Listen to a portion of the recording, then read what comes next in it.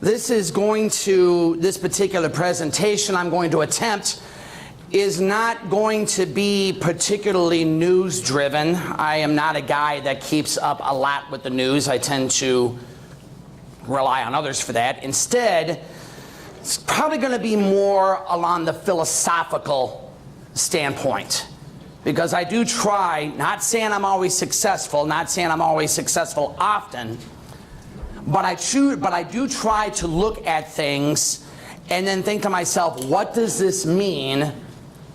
What kind of conclusion do you come to, especially if you go down the road far enough with a particular line of thinking or the line of reasoning? So you may be wondering, why am I titling this? Especially the second half, where have we been? Now, we're talking Bible prophecy here, and Bible prophecy is supposed to be looking into the future, or at the very least dealing with present events. Why in the world are you looking backwards? Well, understandable, because I believe that it's important to understand where we came from and how have we gotten to this point in our history. And when I'm saying our, I'm not just talking about the Church of God, the Abrahamic faith, or the Church of God General Conference. I'm talking about the church in general and society in general. One of my favorite Bible preachers once said that the one thing that is worse than nostalgia is amnesia. Don't live in the past, but don't forget it either. As my favorite biblical author has said, there is nothing new under the sun. Persecution, war, hatred, oppression has always been with us. What we're seeing happening now is not necessarily new, at least in the sense of it never happening before.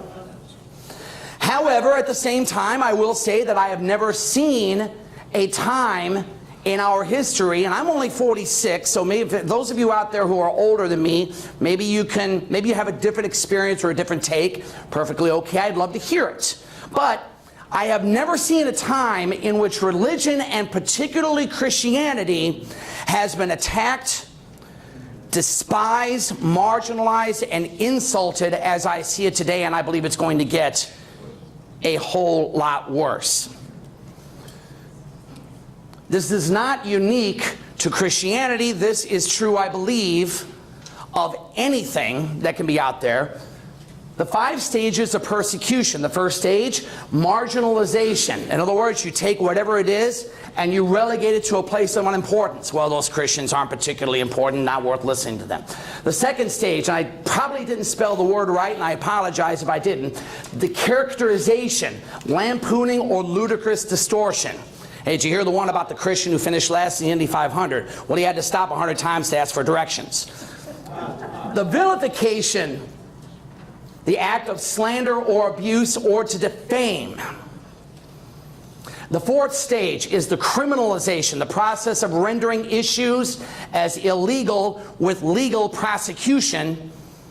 And then, of course, you have the fifth stage, which is the elimination, the removal of the issue. My suspicion is when you ask the question that I have on the bottom here, you will probably come up with a different answer depending upon where you are in the world today. My own personal opinion in the United States of America is we are sitting somewhere in between 2 and 3, if not actually entering into 3. If you go into other countries of the world, you're at 4, if not 5. There might be places in the world where you're only sitting at 1.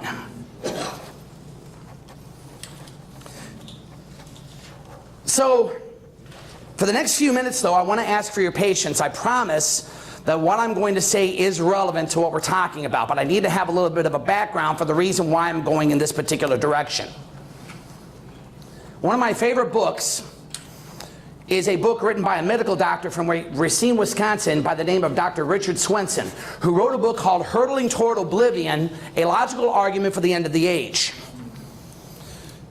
In this book, he puts 4 factors in our trek, in our journey to oblivion, for lack of a better word to use. The first one is profusion. The profusion just simply means more. There's more of everything today than at any time in the past. There's more tires, there's more bolts, there's more screws, there are more steering wheels, there are more phones. You name it, there's more and more. Ever rising profusion. It kind of ties together with number 1 right here, but profusion only goes in one direction. Everything is going bigger, faster, stronger. You're never going to see a time, barring a major catastrophe, when a company like UPS or FedEx ever goes back to delivering their packages via horse and buggy. Not going to happen. If anything, they're going to try to develop faster and more efficient ways to be able to take the package from point A to point C through point B. Maybe try to eliminate point B. Number 3, exponentially increasing profusion. That simply means that the success builds on itself, to where things go faster and faster exponentially, as I said a moment ago.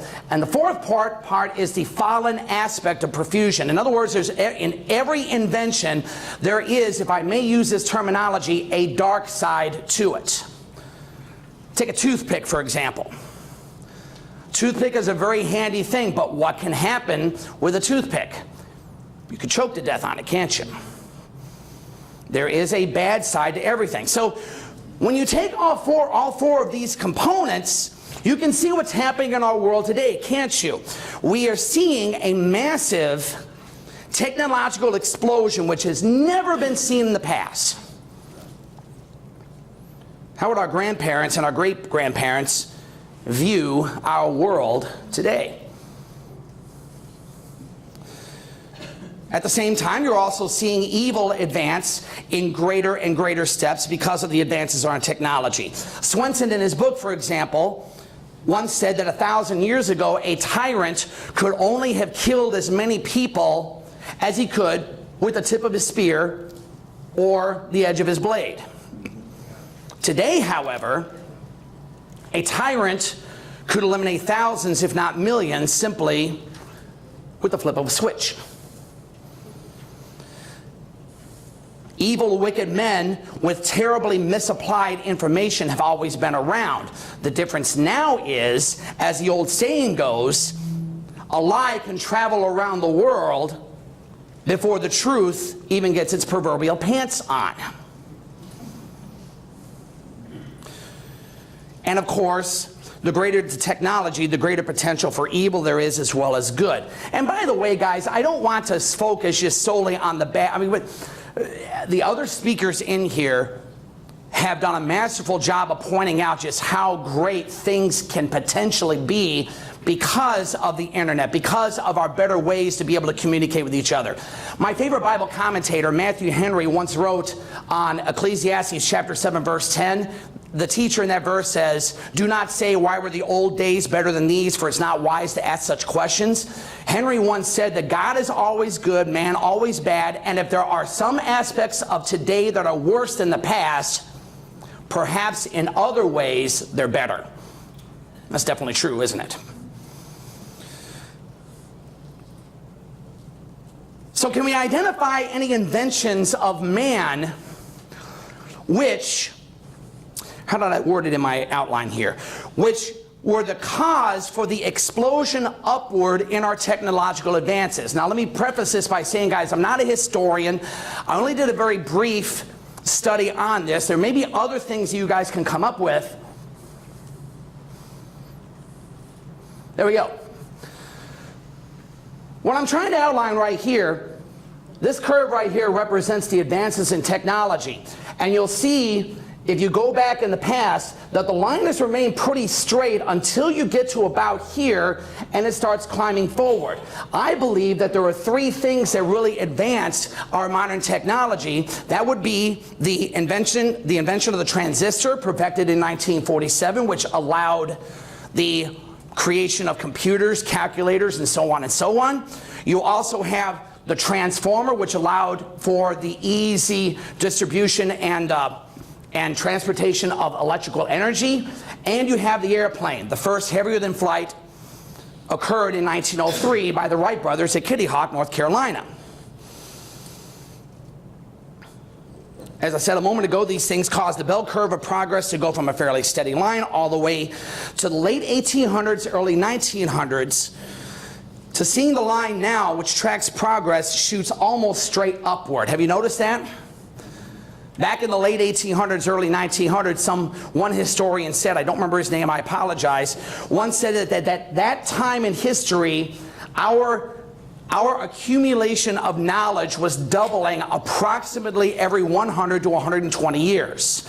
Around 1950, our rate of knowledge was doubling at a rate of approximately every 40 to 60 years. In 1990, my senior year in high school, the rate of knowledge that man was accomplishing was doubling approximately once every 8 or 9 years. What do you think it is today? Probably every year. Probably every year. Consider this. See the airplane invented in 1903? I'm not worried about what your view of history is necessarily, but for 5,000 plus years, until 1903, no one flew. Once 1903 rolled around, within 11 years, the airplane became a viable tool in military combat. And consider this, I put the moon landing over here in 1969 because it only took 66 years from the invention of the airplane until we eventually put a man on the moon and brought him back. 66 years. After 5,000 plus years of not being able to go up in the air any taller than how high you could jump. It's pretty insane, isn't it? A nice fulfillment and a fulfilling that we're seeing of what Daniel said in Daniel chapter 12 verse 4 about how many will go to and fro, and anybody know the rest of that passage? Knowledge will increase. Exactly right. And by the way, many will go to and fro. We're able to travel far better. I mean, 100 years ago, you guys wouldn't have been able to make the trip from Georgia or South Carolina to here in a day. It would have taken you weeks. Now you can do it in a day. Now, how does this relate to Bible prophecy? Thank you for your patience. This is why. Because we can point, I believe, to specific moments where our technology began to explode upwards, as I just showed right here. The bell curve went from a slight incline to a straight shot up. So, back in April of 2017, that seems like a long time ago, doesn't it? The question popped into my mind, can we as Christians point to specific moments in history which were the catalysts for what seems to be a far greater persecution of Bible-believing Christians today than at any other time? Can we identify events which have occurred in the past that created the environment in which we see ourselves now, with belief in God and especially belief in Jesus as the Son of God becoming more and more silly, if you don't mind me using a euphemism? There are other terms out there that I could use, but this is polite company. And creating an environment where the persecution, ridicule, and insulting of Christians is being more and more viewed with acceptance. I believe the answer to that question is yes. Within the last 250 years, I think there have been some events. And by the way, guys, we shouldn't be surprised. Didn't Jesus say that this was going to happen? Yeah, absolutely. John chapter 16, verse 33, in this world you're going to have many, what, parties, good times, wonderful times? No, in this world you will have many troubles. John chapter 16, verse 2, they will put you out of the synagogue. In fact, a time is coming when anyone who kills you will think he is offering a service to God. Does that sound familiar?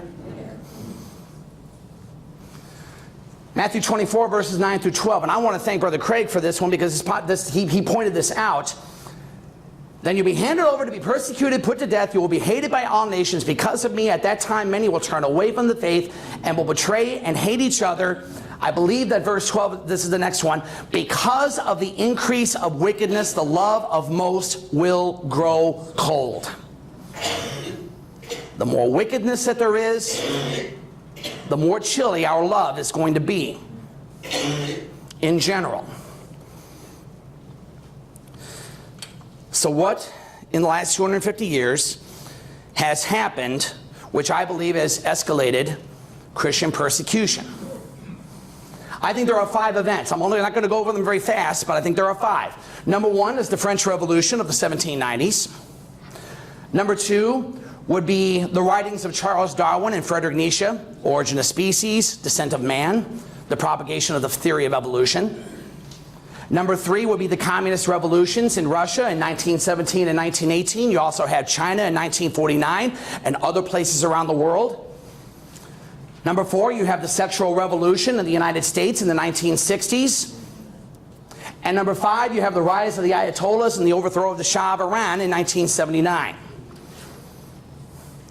I think all 5 of these events, when you throw them together, are going to create the environment that we see here today. Again, I'm not a historian, but let me start with this one. The French Revolution. There are historians who believe that the fall of the Bastille being the main prison in Paris, I believe, was the beginning of what many historians call the Age of Reason. We came out of the Age of Faith and entered into the Age of Reason. The Age of Reason ended, most historians say, with the fall of the Berlin Wall in 1991. And to be fair, the reason that I'm mentioning the French Revolution, I'm not going to go into too much detail, but I think that the French Revolution is a good example of the dangers that can occur when the church in of itself becomes too closely associated with the government. You see, much of the troubles of the church that you see are self-inflicted wounds. The French Revolution is no exception to this. The revolution was not just a political and social revolution, it was also a revolution against the established church, because the Catholic Church, number 1, was seen as a pro-royalty organization, and let's just be brutally honest, the church at that time really on a certain level was royalty. And they exerted an awful lot of political power as well. The efforts to wipe out the church in France because of its affiliation with the crown was strong to the point where the church in France was almost destroyed. The Enlightenment, the Enlightenment philosophy basically desacralized the church, replacing tradition with reason. Have you noticed that the word reason is a favorite buzzword of the atheist and skeptic? And by the way, I don't really know exactly what's so reasonable about absolutely no one taking absolutely nothing and making everything, but then again, I'm just an idiot, I guess. If that's what you want to call reason, then, well, as an old teacher of mine once said a long time ago, more power to you. But its priests and its nuns were turned out. Property was controlled by its enemies. Its leaders dead or exiled. The revolution attempted to de-Christianize the nation of France. The removal of Sunday worship, holy days, prayer and church rituals. Many charities were taken over. Revenue streams were cut off. A lot of disruption occurred as a result of the French Revolution. An article that I read online said, quote, "Battles over the role of religion in the public sphere that were opened by the revolution have never seen closure. 2 historians explicitly link the conflict over religious symbols in public to the French Revolution, where the target was Catholic rituals and symbols." Now, I think that the success of the American Revolution likely emboldened the revolutionaries in France, but there's a huge difference in the basic philosophical underlinings between the American Revolution and the French Revolution. Because you see, the American revolutionaries, when forming the Constitution, acknowledged the evils of man. I cannot for the life of me remember which founding father that said this. Maybe one of you can help me. But one of them once said that if men were angels, government would not be necessary. He's right. Not all of the founding fathers, of course, were Christians. And there is, of course, the raging debate over whether America is or ever was a Christian nation. I'm not going to go into that now, but there's no denying that the principles that were formed were based on the Bible and based on a Judeo-Christian ethic. The French Revolution, on the other hand, was fueled, if I understand my history correctly, was fueled by the belief in the inherent goodness of man. And what was the result of each? It was a mess in France during that time, which eventually led to the rise of Napoleon Bonaparte, and even more of a mess in Europe at that time.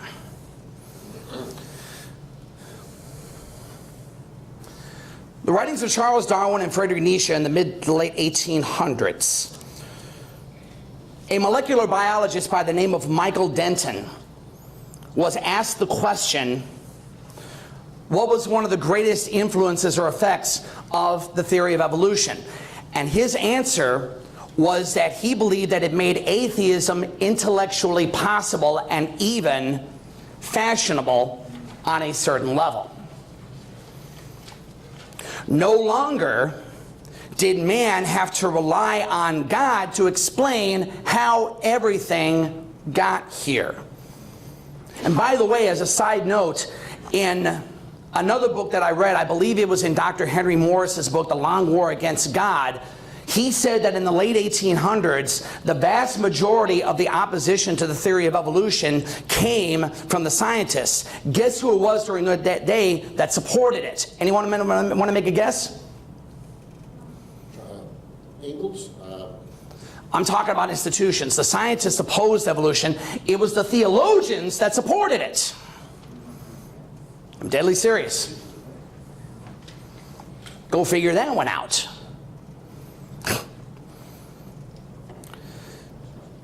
The writings of Friedrich Nietzsche propelled the God is dead movement. Now, regardless of what Nietzsche's motives may have been, there is an ongoing debate right now over whether Friedrich Nietzsche was an atheist or not. Again, not going to go into that. But nevertheless, his writings did have a strong influence on what man is and how man should be viewed. And both of these men, along with other atheistic or agnostic writers, whether it be Voltaire, Bob Ingersoll, etc., made it possible for men no longer to view themselves as creations of God, but now as merely animals. You can now, for example, categorize people based on their skin color, on their genetic makeup, and determine who the superior race was. All that stemmed from the theory of evolution. Well, let me take that back. It stemmed from sin. The evolution is just simply the vessel by which sin was able to accomplish this. How many of you, I wish I would have put a picture up on this, and I apologize for not. It actually popped into my mind just like 20 minutes ago. But how many of you in here are by chance familiar with the drawings of Ernest Haeckel of the embryonic development of an unborn fetus? Well, if I remember correctly, first of all, it was falsified by Haeckel, but Haeckel attempted to show that the varying stages of the growth of an unborn fetus was similar to that of the evolutionary development of a creature from a cell into a full human being. And by the way, according to one article that I read, the National Geographic magazine in February 2007 republished this, and I think tried to portray it as fact, despite the fact that it was demonstrated to be false. But think about it for a moment. You can declare that the different stages in the development of the unborn represents different stages in evolutionary development, which effectively dehumanize the unborn. So when an abortion is performed, it's not really being done on a person, it's being done on a fish. And there's now no problem with eliminating certain races, because after all, if you can convince the population that certain races of people are just dogs or animals, how then can you call it murder? How do we know that Adolf Hitler was against murder? This one should be an easy question, but I totally understand because I didn't get it myself. The reason we know Adolf Hitler thought that murder was wrong was because Nazi Germany had laws on the books prohibiting it. However, if you can convince the people in Germany that the Jews and others, undesirables, are not people, but instead are animals, it's no longer murder, is it? I'm just curious, has anybody in here ever stepped on an ant and said, oh man, I murdered an ant? Has anybody ever swatted at a wasp and said, oh, I just murdered a wasp? I'm sorry? Joe tried it. Bad joke. What are you going to do, right? You know, there you go. But seriously though, guys, we don't call that murder, do we? Because wasps and ants and dogs and horses are not made in the image of God like humanity. Now, that doesn't mean that we should be irresponsible with God's creation. I'm just simply saying that because God made humanity in His image and in His likeness, there is a dignity and an objective specialness to humanity that you do not find in anything else on the earth. But let me ask you a question. From a purely, I want you guys to follow along with me now. And by the way, I've got a word of caution I need to give here in just a moment, but let me ask my question first. If you look at life from a purely, completely, and totally 100% atheistic evolutionary standpoint, why is murder objectively wrong? Objectively.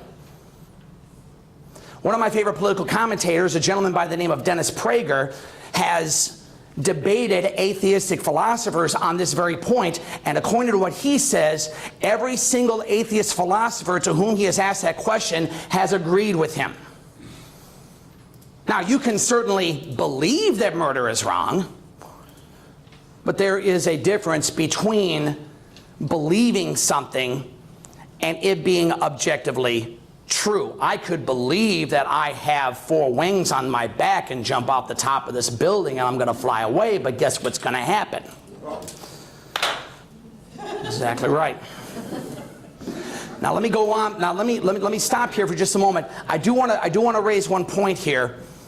I don't want anybody in here to get a wrong impression of what I'm saying. I am not saying that if you are an atheist or a skeptic, whether in here or listening to this, that automatically means that you believe that murder is okay, and so I'm not saying that.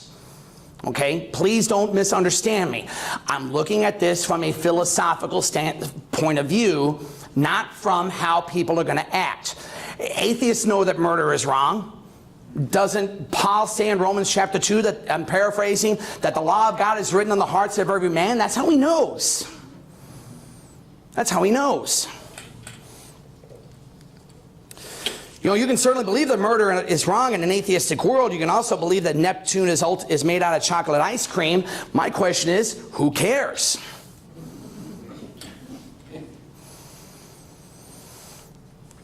The idea of breeding the Superman, which was a brainchild of Friedrich Nietzsche, he was one of the earliest proponents of eugenics, was a popular ideology in the early part of the 20th century. The idea of trying to breed the more intelligent and the stronger and the more fit human beings so that they can continue to make fit and intelligent human beings while preventing the unfit from being able to reproduce.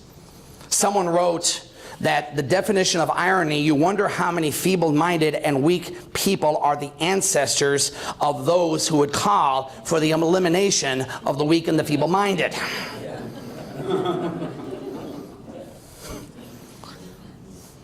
Again, what do I know? In the paper that I printed up for your folders, I printed an article that was written by a fellow who tried to defend eugenics from a Christian standpoint. If you get time, go ahead and read it and see if his reasoning stands or falls. I thought about interjecting my own commentary into it, but I decided at the last minute not to do so. I have to really be careful when it comes to interjecting commentary into stuff like this, because sometimes I don't like myself when I say things. It's a lesson that I'm having to learn, very much so.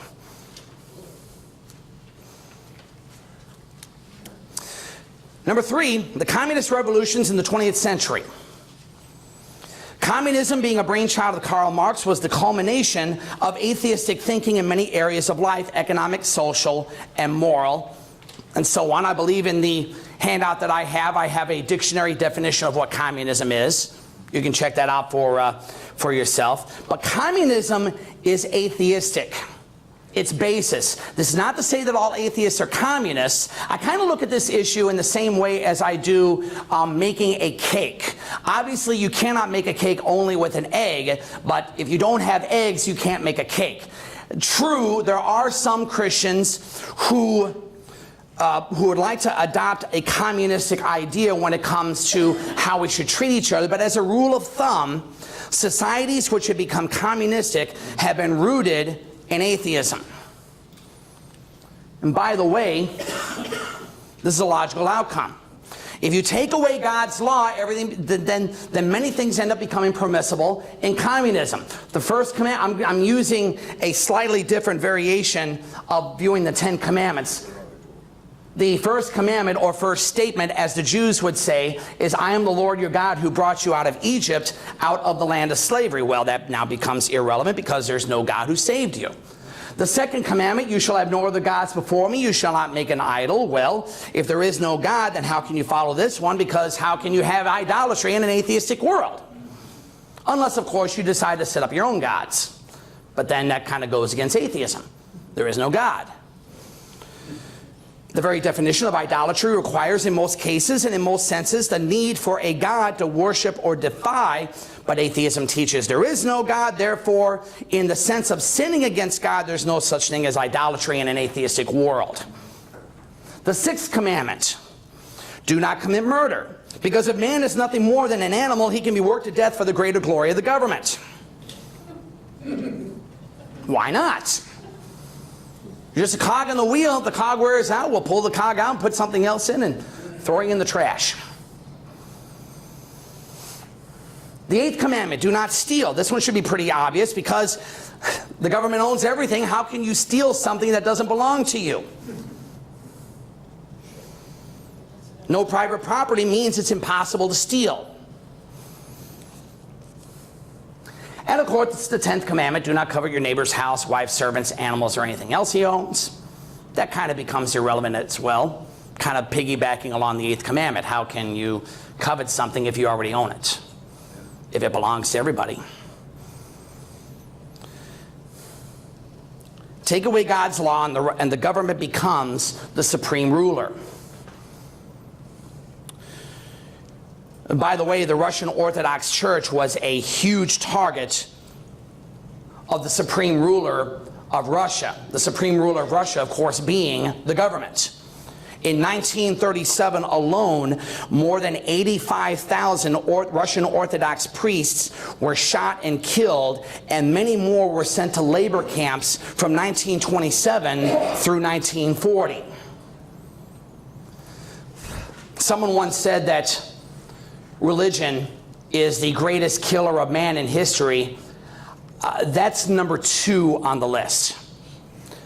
Atheistic communism in the 20th century alone has killed more people than every religious war in the past 2,000 years combined. Now, that doesn't justify religious wars. As one Bible teacher said, one person killed in the name of Jesus Christ is one person too many. So I'm not justifying it. I'm just simply saying that it takes a pretty what's the word I want to use here? A pretty distant second to communism when it comes to the number of people who have been killed as a result of ideology. By the way, before I go on to the next one, this question popped into my mind. I had a friend of mine that asked me this question many years ago. How many of you, it kind of sort of relates to communism because communism built on atheism. Atheism uses evolution as its engine of being able to explain everything. How many of you in here have been evolutionized? Well, the teacher who asked this question asked this question. How many of you in here believe that at one time kangaroos lived in the Middle East? Anybody? Let's ask that question. How many of you in here believe that at one time kangaroos lived in what is now the Middle East? Okay, nobody. All right. Do you believe there was a man named Noah? Noah built a big boat, Believe that on board this boat was a minimum of 2, if not 7, of every animal. You believe that after about a year or so of floating on the waves and the waters, that it eventually landed in the mountains of Ararat in the Middle East. You believe that he opened up the ark and let the animals out?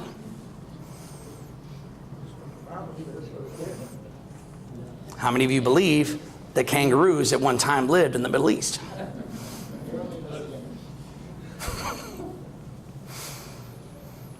I'm not convinced that communism would have been a viable economic system if it wasn't for atheism being intellectually plausible, and this only happened because of Darwin, Nietzsche, and others. Evolution, have you noticed, it went from being a purely biological explanation to now being an explanation for everything in life. Political, religious, socioeconomic, etc., etc. Gotta watch yourselves here, guys. What have we been saying all this weekend? Let's make sure that we keep our eyes and our minds on the truth at all times, right? Number 4, the sexual revolution in the United States in the 1960s. Issues like gay marriage, abortion, the transgender controversy, the rising divorce rate even within the Christian community all can find their roots in the American sexual revolution. One of my favorite political and social commentators, in a speech that he gave a couple of years ago, said, quote, "We lost the marriage debate in this country 50 years ago." I think he's right. Why? Because until the 1960s rolled around, it was generally understood, although not always practiced. Remember, we're talking ideas here. We're talking philosophy here. We're not talking about how people acted on it, okay? Everybody, with one exception, with one exception in history, every single person on this earth has been inconsistent with their philosophy at one time or another, okay? Of course, we know who that exception is. But it was generally understood, number one, that marriage was, first of all, a reflection of the relationship which Jesus Christ has with the church. And number two, it was also understood that marriage was to be the best environment for the raising and rearing and teaching of children for the next generation. But what happened as a result of the sexual revolution? What happened was that the new priority and purpose for marriage switched from that which I just described to now being personal self-satisfaction and personal happiness of the individual, and not the other individual. We're talking about you. Now the needs of the individual became priority. How can you satisfy me? What can you give to me? How can you meet my needs? And looking at marriage as being a reflection of the relationship between the Lord Jesus and the church has definitely fallen out of vogue, because after all, we are just animals. A gentleman by the name of Havelock Ellis, I want to go back here, sorry. A gentleman by the name of Havelock Ellis, he was known as the grandfather of the sexual revolution. He was a British writer who advocated free love, and he said this, quote, "If you can have more than one car and more than one dog, why not then have more than one wife?" By the way, did you notice what he did there? You just compared all of you wives out there to dogs and to cars. And by the way, as a side note, this is reminiscent of what the Quran says in chapter 2, verse 223. It is written, and I quote, "Your wives are a tilth for you, so go into your tilth when you like, and do good beforehand for yourselves, and be careful of your duty to Allah, and know that you will meet Him, and give good news to the believers." Anybody in here know what a tilth is? Okay? Tilth is an Old English word for a piece of plowed farmland. So what is Muhammad saying in chapter 2, verse 23? Your wives are basically nothing more than a piece of farmland, so go to them as you wish. Well, the sexual revolution pretty much says the exact same thing. Alfred Kinsey, who is known as the father of the sexual revolution, a huge promoter of the gay agenda, he was heavily influenced by Darwinism because, as I said a moment ago, if animals are promiscuous, why do we need to be faithful to one person for one life? I'm not trying to be abrasive or harsh here, guys, and I apologize if it comes off that way. I really do. I'm just asking questions here, or I'm bringing these points up. Why do we need to be faithful to one person for one life? When Darwinism is the foundational view, it is easy to come to such conclusions. And why are these things wrong if that is your starting viewpoint? If you're consistent with it. What you are seeing today, guys, with abortion being accepted, gays being allowed to marry, the divorce rate rising, this is a natural consequence of the sexual revolution of the 1960s and the supplanting of the children and the spouse with you and you alone. I want you to ask this question of yourself. Be completely objective. Again, we're dealing with ideas here, okay, guys? If the number one priority of a person in their life is to be happy, self-fulfilled, and personally satisfied, tell me why then two gay men can't get married. If that is the number one priority, for that matter, why is it wrong for a man to marry his sister? I'm not trying to be gross. Please forgive me. I'm not trying to be. Why is that wrong if the number one priority in man is to be happy and personally self-fulfilled? And by the way, if you think that happiness is man's number one objective, if you believe it's the pinnacle, the number one priority of human existence, will you allow your neighbor the same freedom to pursue happiness if it turns out that he or she is a liar, a bully, or a thief? And you may argue that that's not true happiness, but who are you to judge? Who are you to judge? Isn't that the world's favorite Bible verse, Matthew chapter 7, verse 1, do not judge not, lest you be judged. I can do whatever I want, and you better not tell me that I'm doing wrong, because that's judging, and that's wrong. Of course, I've just killed my own self here, because what did I just do by telling you that it's wrong to judge? I'm judging myself, aren't I? Self-defeating statement. So, the next time you hear someone lament, and don't take me the wrong way, Brother Joe, when you were talking this morning about being mad over the Supreme Court ruling back in 2015, I'm completely on his side. However, we need to remember that marriage already was being redefined back in the 1960s. All you saw happen in 2015 was a culmination of that. What you guys are seeing today is actually not the homosexual agenda versus religious freedom. What you are seeing today is actually a war that is going on between the sexual revolution and Christianity. The two are at odds. They cannot coexist. Can a wolf and a lamb coexist?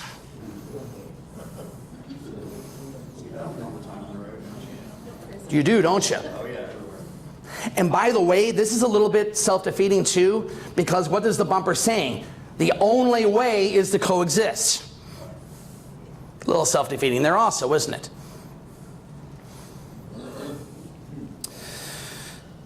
Last but not... I'm sorry? What the first one is? If memory serves, help me out, guys. That's the Islamic moon. That's the peace symbol. I'm not sure what that... Oh, this might be... This looks like the symbol of the man and woman together. The Jewish star. Anybody know what that one is? Maybe it doesn't mean anything. The eye. The yin yang, and the cross, of course, being Christianity. Coexist or else. The Messiah. Oh, it does have, yeah. That does kind of look like the Masonic star up there, doesn't it? You might be right. Okay. And last but not least is the overthrow of the Shah of Iran and the rise of the Ayatollahs in 1979. I'm not going to hit on this one too terribly long. We've done a lot of talking and conversation about Islam and how Islam might be a major player in the end times. But I think that a brief history is necessary. From its founding by Muhammad in the 7th century AD until the fall of the Ottoman Empire in 1920, Islam was a dominant force to be reckoned with in the world. It carved a path of destruction, oppression, and domination in the Middle East, Northern Africa, and even to a large part of Europe. Now, granted, sometime around the 14th century, Islam did hit a decline when it started losing battles and wars in Europe. But it still remained a very powerful and very deadly force until, like I said, until the end of World War I. And about 2 years after the end of World War I, the Ottoman Empire was dissolved, and you saw Islam fall into a decline. But when 1979 rolled around, I was only 8 years old. I didn't really have a full understanding of what was going on at that time. I remember Mom and Dad talking about it, although, like I said, I didn't really have a clue what was happening. But this was a major event, and I would make the argument that this event right here is what started Islam's rise back to prominence. Because you have the nation of Iran, who, if I understand correctly, and help me out if I'm wrong, Iran until 1979 was one of Israel's staunchest supporters in the Middle East. But with the rise of the Ayatollahs and the overthrow of the Shah of Iran, now all of a sudden they turned into arguably Israel's greatest enemy. And having an extra $130 billion is certainly not going to hurt their cause. You can look at the handful of verses that I have in my handout. That's about all I'm going to say about this particular one. But I firmly believe that this is the coming together of the perfect storm. You are seeing the cheapening of human life, the removal of God as the source of human dignity. You are seeing the demeaning of human sexuality to the point of merely being an animalistic act, the inherent equality of man with animals. I don't say that lightly, by the way, either, guys. I mean, from a purely atheistic standpoint, what is the difference between a human being and a dog? We have the same. The only difference is 6 billion years of evolutionary development. That's it. And last of all, the rise of a philosophy, Islam, which promotes determinism. I could give you a couple of verses out of the Quran which speak of Allah having a direct hand in the affairs of men. But you can look those up. There's one that I believe actually says something along the lines of that you can have a man who is a complete sinner in the eyes of God, but Allah will cause him to do something that will gain him salvation. And then by contrast, there is another man who is careful to follow the tenets of Islam, and Allah will cause him to do something at the end of his life which will consign him to eternal hell and brimstone. I wish that I would have looked that verse up, because I would much rather give you the reference rather than just give it to you from my very inexact memory. Maybe I can look that up tomorrow, and if anybody is interested, I'll get it to you then. But what is going to be the result of all 5 of these factors coming together? Guys, you're seeing it happen right now. The winds are going to get stronger and stronger.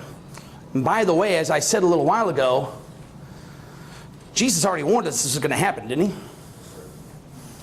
He told us that the world was going to hate us because of him. This should not surprise us. I'm not saying we shouldn't be saddened. I am certainly not saying that we should just lie down and not do anything. I'm simply saying don't be surprised when you see hatred and bigotry against believers. Because Jesus himself said it, in this world you will have many troubles. But there's good news. You see, I only have the first half of that verse up there, don't I? But take heart, I have overcome the world.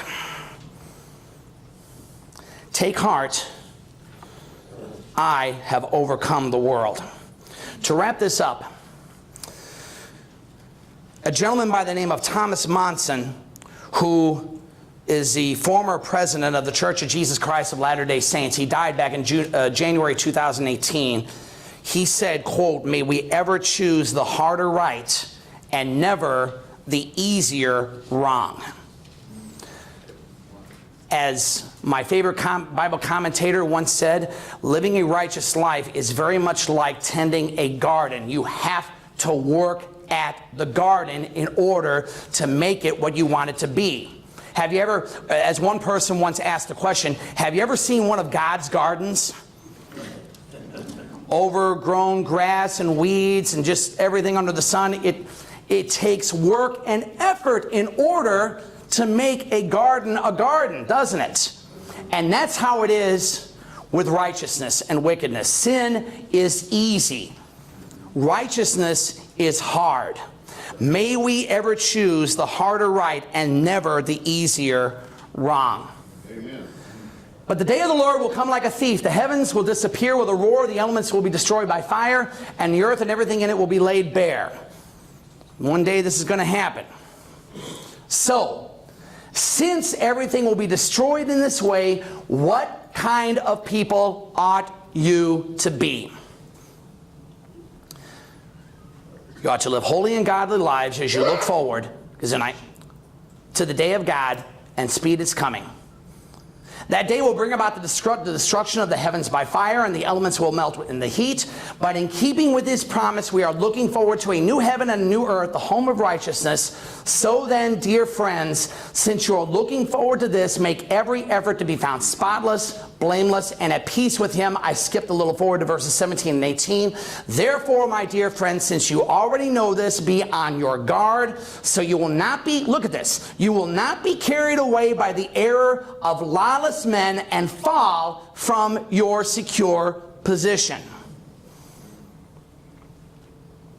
Before I finish that verse off, it reminds me of what Paul wrote in 1 Corinthians chapter 10. I'm going to paraphrase it, but he talks about the things that were written in the Old Testament, what we would call the Old Testament, are written as warnings to us. And then Paul said in verse 12, if you think you are standing firm, be careful you don't fall.